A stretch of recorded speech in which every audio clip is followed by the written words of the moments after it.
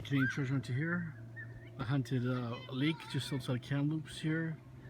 There's major forest fires, like about 150 forest fires all through BC. This one's coming from Clinton, I was told. And it's just smothering Kamloops and pretty well everywhere. I did a little bit of hunting this lake here. I'll just show you the area.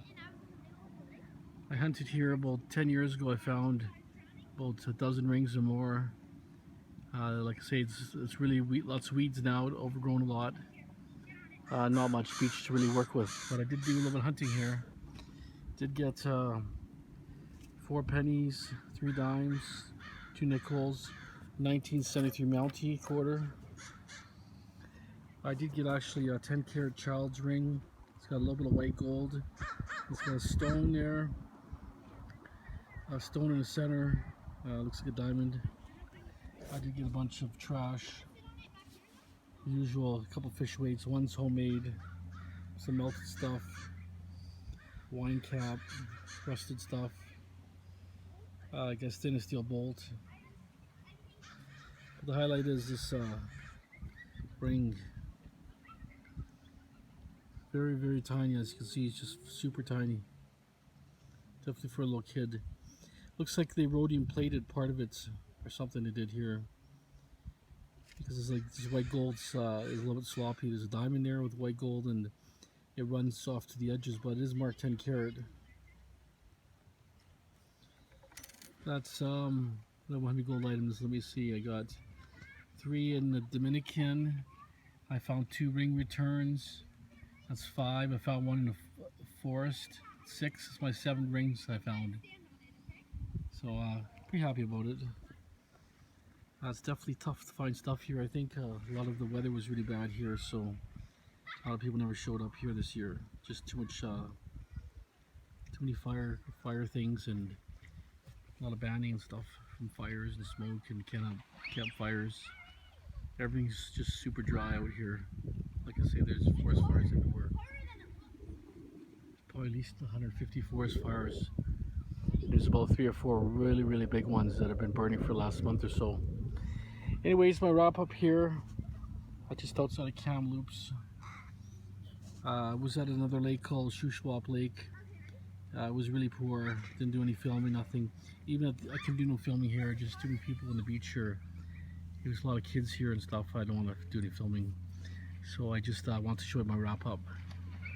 Hopefully you can see through all the smoke here. Thanks again. Thanks for subscribing. Please subscribe, share if you like. All the best. Have a great day. This is Canadian Treasure Hunter out. Have a great day. Thanks. Alright, Canadian Treasure Hunter here. I did a little bit of hunting in the Okanagan, parts of Kamloops. Not that great of hunting. It was all freshwater.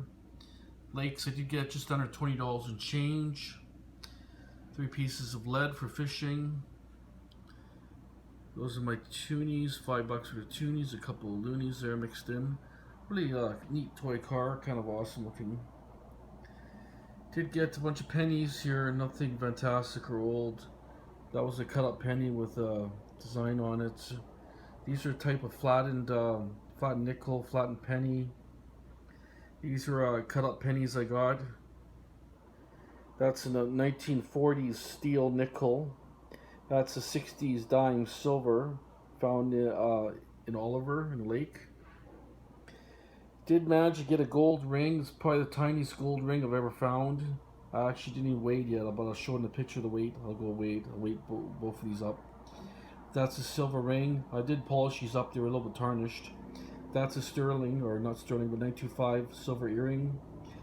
I thought that was an old ring when I picked it up, and it ended up being a mood ring, so it's a piece of crap. So these are all finds. I spent 1 week in Shuswap, and there was a lake there, and it wasn't really that good, so I didn't hunt much there. It was really hot, real smoky from all the fires, and then I had a stupid train going through our campsite within every hour. A train shaking my campsite. I was in my motorhome, but you know, waking me up 3 or 4 times at night. Just a train smashing through there. That was called Pierre's Point Campground. Very noisy, very dusty. Wasn't really that pleasant. Nice area, but just didn't excite me. So those are finds. These rings here, one was found in, the gold was found in Kamloops, in the lake. That was found in Penticton. The two silver were Penticton, and that was in Oliver Lake also. When I came back, I did Cultus Lake. Best item here was a bathing suit tag, like a locker tag, I imagine, number 68. I estimated it's in the 40s, probably 40s, 50s. Did get some quarters, 3/4, a nickel, 3 dimes, a handful of pennies, a dozen pennies or so. Did get some older coins, 49S American wheat, 53D, 39S, that's American. Did get a 51 and a 49 Canadian penny. Also on my trip, I was in the Okanagan, Penticton, and a guy came up to me and said, "Hey, my brother lost his titanium wedding band." So I said, "Oh yeah, where'd you lose?" He said, "By the dock." I said, "Where? By the boat dock?" He said, "No, by the other platform, the floating dock for the swing." So I ended up going up there. It took me about 5 minutes to walk there. There's 3 guys with a flashlight, kind of in a pyramid, triangle kind of formation, looking for this ring. They were kind of sitting down in about waist deep water. And anyways, long story short, I told the guy, "Why don't you move? Maybe it's under you." So I went under him and spun to the right. I found the ring in like 10 seconds. I did detect it. I knew I had the PI Pro going with a weighted coil. When I hit that piece of ring, it was so loud and so good. I told the guy, "I got your ring. It's right here." They were like jumping for joy. But anyways, the ring turned out to be gold or something, either gold or platinum, white gold. It was probably at least over 10 grams or more. It was a super heavyweight ring. I asked the guy, "What's it made of?" He says, "Well, it's silver." I said, "That's not silver, it's way too heavy." And then he said, "Well, maybe it's gold." So he didn't even know what he had. So it just kind of shows you, you know, you gotta look at your rings, you gotta identify them, you gotta know. Because if he said, "Yeah, I had a silver ring, I found a ring that was gold," I would maybe not return, not even think about returning it. So always good to have an inscription in there, a name, a date, or whatever you can identify your item. Because if it's not identifiable or you don't describe it properly, you may never get back. So that's very important. So he got it back. They were from Alberta, a bunch of nice guys. Happy to find it for them. It was dark actually, by the way. No pictures, really dark. It was about 9 o'clock at night, 8 or 9 o'clock at night. Water was nice. I was hunting there in the dark, and I was, getting coins and so on. But when I found that ring, it made my day, and I called it a night because I was just, like I said, that was the best item in the whole lake because I hunted that lake all day. Went everywhere I could. I did get about $6, $7 in change. I did get, like I said, I got that silver Celtic swirl type band. This one there. But anyways, like I say, ring return, which is not in here, was a big honker. Yeah, I'm glad to get it back. Like I say, most of these interior lakes are hunted pretty hard, especially in the Okanagan. A lot of retired guys will go up there, they metal-tech and retire.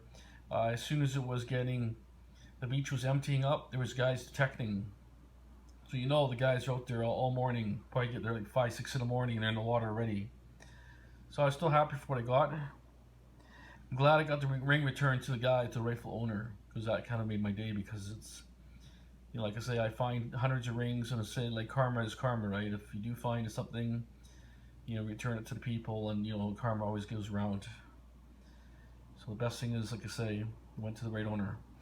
Thanks for watching. All the best. Please subscribe, share, like, tell your friends about our channel. We're trying to like I say, I like to get these like getting live digs in there, but sometimes you're at a beach and there's hundreds of people. You can't get live digs possible. You got kids everywhere, you got families, people stare at you, and they're thinking, what the hell are you doing with the camera? So best thing is to do is I can show you my wrap-ups. If I do like road trips like California, big beaches where there's acres and acres of areas to hunt, I'll have my detector on. Or if I do private, like parks and stuff. But when it comes to the beach, our beaches are too crowded. You just can't get the filming in. But eventually, like I say, if I'm a little bit earlier and I have chance, I will. Thanks for watching. Have a great day. All the best. Canadian Treasure Hunter out.